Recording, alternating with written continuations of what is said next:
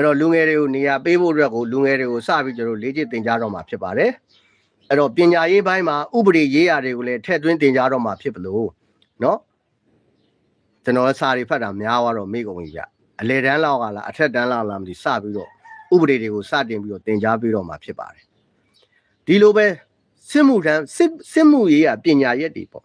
နော်စစ်ဖက်ရေးရာတပ်မတော်နဲ့ပတ်သက်တဲ့အကြောင်းတွေနိုင်ငံတကာတပ်မတော်နဲ့ပတ်သက်တဲ့အကြောင်းတွေကိုလည်းပဲ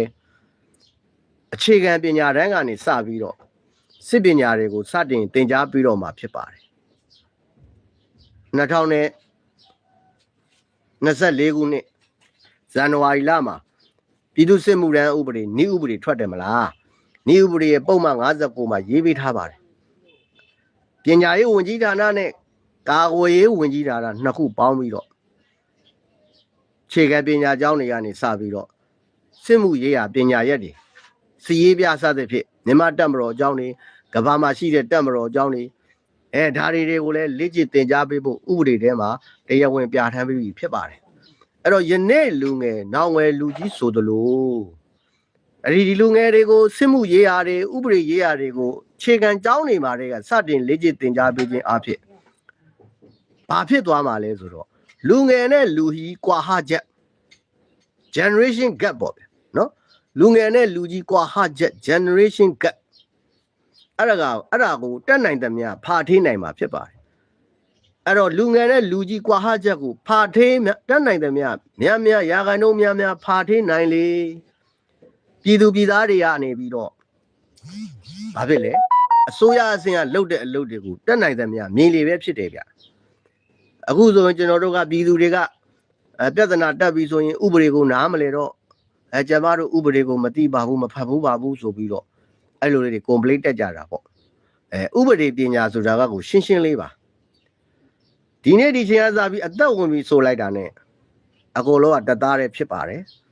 ကျမတို့ကဆင်းရဲလို့စာမဖတ်နိုင်လို့ပညာမတတ်လို့ဥပဒေကိုမသိလို့ဘူးခြေပခွင့်ဟိုလို complaint တက်ခွင့်မရှိပါဘူး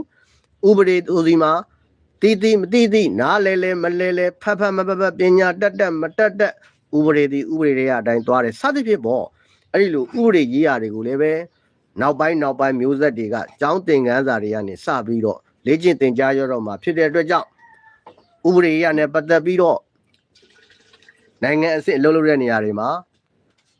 ရှိတဲ့လူတွေရဲ့ကောင်းကျိုးဆိုးကျိုးတွေကိုသူတို့လေ့လာတတ်တော့မှာဖြစ်ပါတယ်ဒီလိုပါပဲစစ်မှုရေးရာတွေကိုလည်းပဲ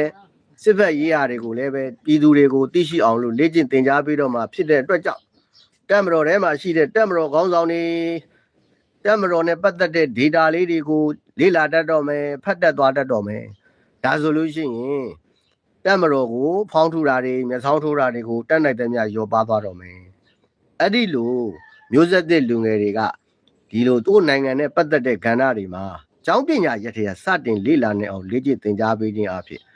နော်သူတို့လူငယ်ဘဝမှာလည်းပဲသူတို့မိဘတွေနဲ့လူကြီးတွေနဲ့ဂျားထဲမှာရှိတဲ့နားလည်မှုလွဲတဲ့ကွာဟချက် generation ကလူကြီးနဲ့လူငယ်ကွာဟချက်နားလည်မှုလွဲတဲ့အချက်တွေမှာတက်နိုင်တဲ့များဖာထေးဖြစ်ပြီးတော့